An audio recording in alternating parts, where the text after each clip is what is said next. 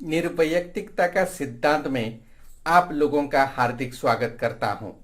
मेरा नाम महेश कोड़ी है। वालचंद कला एवं विज्ञान महाविद्यालय सोलापुर स्नातकोत्तर हिंदी विभाग में अध्ययन एवं अध्यापन का काम करता हूं। इसमें आप लोग टी.एस. इलियट का सामान्य परिचय, निर्वैयक्तिकता की धारणा, परिवर्तित धारणा तथा व्यक्तिगत भावनाओं का सामान्यकरण के संदर्भ में चर्चा करने वाले हैं। निर्वैयक्तिकता का सिद्धांत, इसमें आप लोगों को टी.एस. इलियट का सामान्य परिचय, निर्वैयक्तिकता की धारणा, परिवर्तित धारणा आदि के संदर्भ में जानकारी प्राप्त होगा।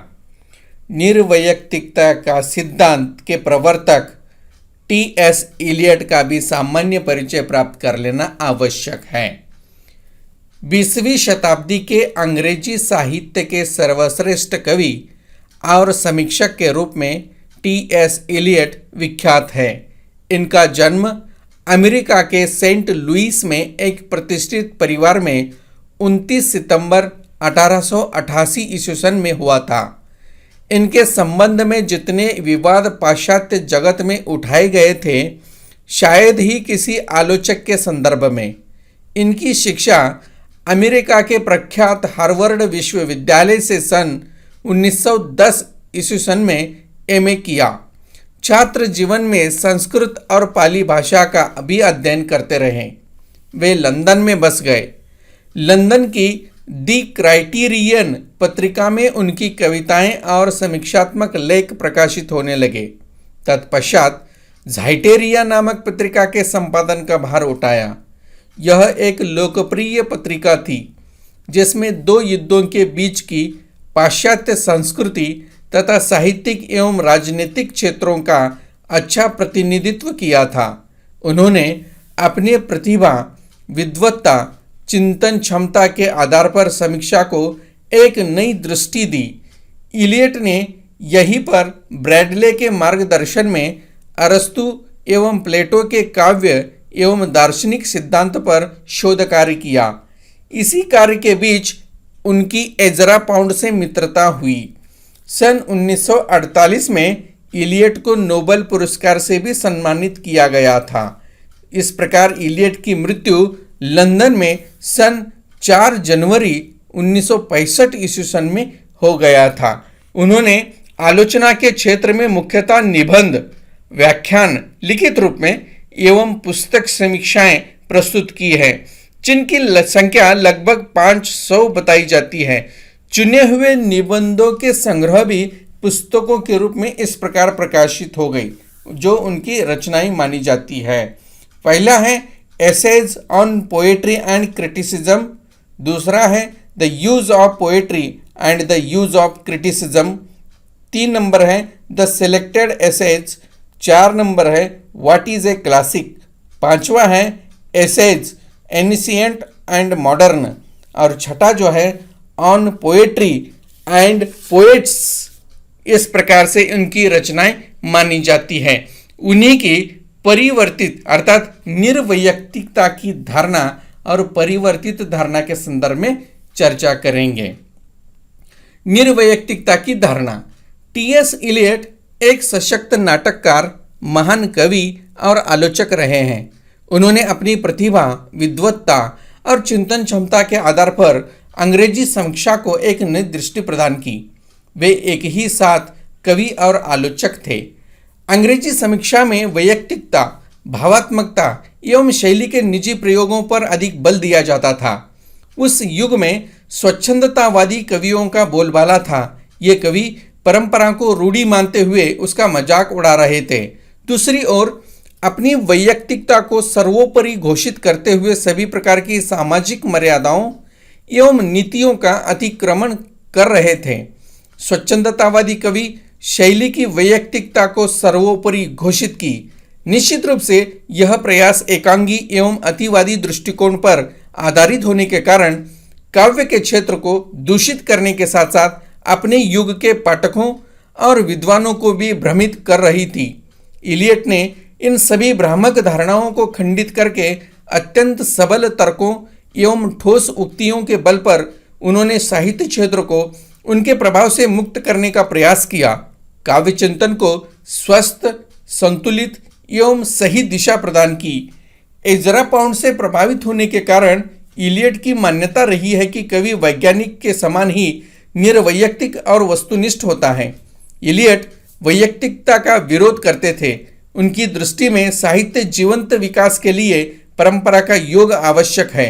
इसी कारण साहित्य में आत्मनिष्ठ तत्व नियंत्रित हो जाता है और वस्तुनिष्ठ तत्व प्रमुख हो जाता है। कवि व्यक्तित्व को काव्य सृजन के लिए माध्यम के रूप में स्वीकार किया है।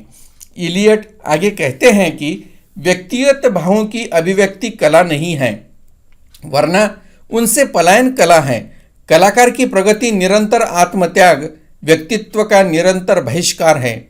उनके प्रारंभिक वक्तव्यों से स्पष्ट होता है कि कवि कविता नहीं लिखता, कविता स्वयं कवि के माध्यम से कागज पर शब्द विधान के रूप में उतर जाती है। कहने का तात्पर्य यह है कि कविता उत्पन्न हो जाती है, उत्पन्न नहीं की जाती। जब तक कविता पूरी नहीं हो पाती तब तक कवि को यह भान नहीं रहता कि क्या होने जा रहा है। परंतु इलियट की इस धारणा को आगे चलकर परिवर्तित हो गया, जो हम लोग निर्वैयक्तिकता की परिवर्तित धारणा कह सकते हैं। ईड्स के काव्य के संबंध में इलियट ने बाद में चलकर जो विचार प्रकट किए हैं, उनसे लगता है कि इलियट के विचार या तो बदल गए हैं या जैसा कि स्वयं उन्होंने कहा है कि मैं उस समय अपनी बात को ठीक तरह से व्यक्त नहीं कर सका। बाद में निर्वैयक्तिकता के संबंध में उन्होंने कुछ वक्तव्य दिया है जो परिवर्तित धारणा को समझने में अधिक सहायता देती है। निर्वैयक्तिकता के दो रूप होते हैं। एक वह जो कुशल शिल्पी मात्र के लिए प्राकृतिक होती है, दूसरी वह जो प्रौढ़ कलाकार द्वारा अधिकाधिक उपलब्ध की जाती है। दूसरी प्रकार की निर्वैयक्तिकता उस प्रौढ़ कवि की होती है जो अपने उत्कृष्ट और व्यक्तिगत अनुभवों के माध्यम से सामान्य सत्य को व्यक्त करने में समर्थ होता है। इलियट निर्वैयक्तिकता से अभिप्राय मात्र कुशल शिल्पी की निर्वैयक्तिकता से नहीं है। वह कला की निर्वैयक्तिकता को प्रौढ़ कवि के निजी अनुभवों की सामान्य अभिव्यक्ति मानते हैं। निर्वैयक्तिकता का अर्थ क्या है? निर्वैयक्तिकता का अर्थ भी देखना यहाँ पर आवश्यक है। कवि के व्यक्तिगत भावों की विशिष्टता का सामान्यीकरण की प्रक्रिया से है। कवि अपनी तीक्ष्ण संवेदना और ग्रहण क्षमता से उन अन्य लोगों की अनुभूतियों को आयत्त यानी स्वीकार कर लेता है, पर वे आयत्त अनुभूतियां उसकी निजी अनुभूतियां हो जाती हैं। जब वह अपने इन स्वभुक्त अथवा चिंतन के द्वारा आयत्त अनुभवों को काव्य में व्यक्त करता है, तो वे उसके निजी अनुभव होते हुए भी सबके अनुभव बन जाते हैं। भारतीय काव्य शास्त्र का साधारणीकरण सिद्धांत भी तो यही बात कहता है। इस प्रकार कविता के 3 स्वर नामक भाषण में इलियट ने काव्य के 3 स्वर माने हैं। पहला है यानी प्रथम स्वर वह है जिसमें कवि अन्य किसी से नहीं स्वयं से बात करता है। द्वितीय स्वर में वह अन्य श्रोताओं से बात करता है। तो तृतीय स्वर में कवि स्वयं वक्ता न होकर पात्रों के माध्यम से बोलता है। प्रथम स्वर के स्वर में कवि का लक्ष्य दूसरों तक अपनी अनुभूति पहुंचाना नहीं होता। इसी प्रकार की कविता में आंतरिक वस्तु अपना रूप स्वयं निर्मित करने में प्रवृत्त होती है।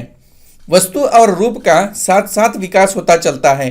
इसी प्रकार की कविता के संदर्भ में इलियट ने कहा था कि कविता स्वयं अवतरित हो जाती है, लिखी नहीं जाती। इस प्रकार की दशा में कवि केवल माध्यम के रूप में होता है। द्वितीय स्वर में कविता किसी सजग सामाजिक उद्देश्य के लिए लिखी जाती है। मनोरंजन या उपदेश की दृष्टि से लिखा गया साहित्य व्यंग्य काव्य, नीति काव्य इसी श्रेणी का साहित्य है। इस प्रकार की कविताओं में कुछ अंश तक रूप पूर्व निश्चित हुआ करती है। तीसरे स्वर नाटक के अंतर्गत आते हैं। इससे स्पष्ट हो जाता है कि दूसरे और तीसरे स्वरों की कृतियों को इलियट कवि की अचेतना अवस्था से प्रकट नहीं मानते। इनमें वह पूर्ण सजग होकर कृति का निर्माण करता है। वह व्यक्तित्व से पलायन नहीं करता, वह व्यक्तित्व का निर्माण करता है। सत्य तो यह है कि कविता में एक स्वर का होना कठिन अवश्य है। कविता के ये तीनों स्वर परस्पर संगत रहकर एक साथ रहते हैं। यदि कवि ने निज यानी स्वयं से कभी कुछ कहा नहीं तो उसकी कृति कविता नहीं होगी। शानदार वक्तृत्व भले ही हो, किंतु यदि कवि ने नितांत अपने लिए कविता लिखी है तो वह एक व्यक्तिगत और अपरिचित भाषा में होगी। इलियड से संबंधित इन सभी धारणाओं से पाश्चात्य साहित्य जगत में चौंकाने वाली सिद्ध हुई, क्योंकि अनेक विद्वान न तो भलीभांति इनका अर्थ समझ सके और न ही स्वीकार कर सके। पश्चिम में साहित्य चिंतन का जो स्वर था उसे देखते हुए ऐसा होना स्वाभाविक ही था। तो अगला जो बिंदु है व्यक्तिगत भावनाओं का सामान्यकरण या व्यक्तिगत भावों का सामान्यकरण। इलियड 20वीं शताब्दी के अंग्रेजी साहित्य के सर्वश्रेष्ठ कवि और समीक्षक के रूप में विख्यात हैं। उनकी विचारधाराओं को पश्चिम साहित्य जगत में महत्वपूर्ण स्थान दिया गया है। सामान्य रूप से यह समझा जाता है कि कवि अपने वैयक्तिक भावों एवं अनुभूतियों की अभिव्यक्ति करता है, परंतु इलियड ने इन दोनों बातों का खंडन किया है। उनके विचार से न तो कविता में कवि की वैयक्तिकता रहती है और न ही भावों की अभिव्यक्ति। इस तथ्य को स्पष्ट करने के लिए इलियड के अनुसार अर्थात वे कहते हैं, वस्तुतः कवि के मस्तिष्क में अनेक भाव, अनुभूतियां, शब्दावलियां, बिंब आदि भरे रहते हैं। जब तक वे काव्य में व्यक्त नहीं हो जाता तब तक वे वही रहते हैं, किंतु जब वे घुल मिलकर कविता के रूप में व्यक्त हो जाते हैं तो उनका स्वरूप कुछ और ही हो जाता है। उन सब तत्वों के मिश्रण से जो नई वस्तु निर्माण होती है वह अपने सभी घटक तत्वों से भिन्न होती है। दूसरे शब्दों में कहा जा सकता है कि कवि के भाव, विचार, अनुभव, अनुभूतियां, बिंब, प्रतीक आदि अपने मूल रूप में व्यक्त न होकर एक ऐसे नए रूप में व्यक्त होता है जो किसी की या किसी भी घटक तत्व के पूर्ववर्ती रूप से मेल नहीं खाते। उदाहरण के लिए मैं आप लोगों को बताऊं कि जिस प्रकार एक स्वादिष्ट चटनी में नमक, मिर्च, खटाई, पुदीना आदि न जाने कितने पदार्थ मिश्रित रहते हैं, किंतु यदि स्वादिष्ट चखने वाले से पूछा जाए कि इस चटनी का स्वाद नमक जैसा है, मिर्च जैसा है, पुदीना जैसा है या खटाई जैसा है, तो इन सभी प्रश्नों का उत्तर एक ही होगा। उसका स्वाद इन सभी से भिन्न है। वह एक ऐसा स्वाद है जो इन सब में से नहीं मिलता। यही बात कविता पर भी लागू होती है। तो तीसरा जो है कविता के घटक तत्व, भाव, विचार, अनुभूति, बिंब आदि सब कवि के निजी या वैयक्तिक होती हैं, किंतु जब वे कविता के रूप में परिवर्तित हो जाते हैं तो उनका न तो पिछला स्वाद ही रहता है और न ही पिछला संबंध। दूसरे शब्दों में अब वे तत्व, भाव, बिंब आदि कवि से संबंधित न रहकर सार्वजनिक या सार्वजनीन हो जाते हैं। कवि उनके भार से मुक्त हो जाते हैं, या यूं कहिए कि वे तत्व कवि की वैयक्तिकता से बहुत दूर चले जाते हैं। इसीलिए इलियड कहते हैं, पलायन का अर्थ है व्यक्तित्व से पलायन।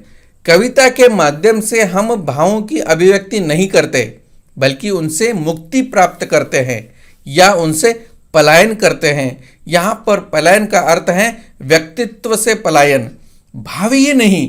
कविता के माध्यम से कवि अपनी वैयक्तिकता या व्यक्तिगत सीमाओं से भी मुक्त हो जाता है। उसका स्वर एक व्यक्ति का स्वर न रहकर विश्व मानव का सार्वभौम स्वर बन जाता है। कहने का अर्थ यह है कि व्यक्तिगत भावों का सामान्यकरण हो जाता है। उदाहरण के रूप में अगर आप लोगों को बताऊं तो निराला की कविता वह तोड़ती पत्थर पढ़िएगा, प्रेमचंद की गोदान नामक उपन्यास आदि को हम लोग उदाहरण के तौर पर ले सकते हैं। तो अगले भाग में वस्तुनिष्ठ प्रतिरूपता का सिद्धांत के संदर्भ में चर्चा करेंगे। तब तक धन्यवाद। तो आप लोगों को यह कैसे लगा? निर्वैयक्तिकता की धारणा, परिवर्तित धारणा तथा व्यक्तिगत भावों का सामान्यकरण की जानकारी। अगले भाग में हम लोग वस्तुनिष्ठ प्रतिरूपता का सिद्धांत के संदर्भ में पुनः मिलेंगे। तब तक के लिए धन्यवाद।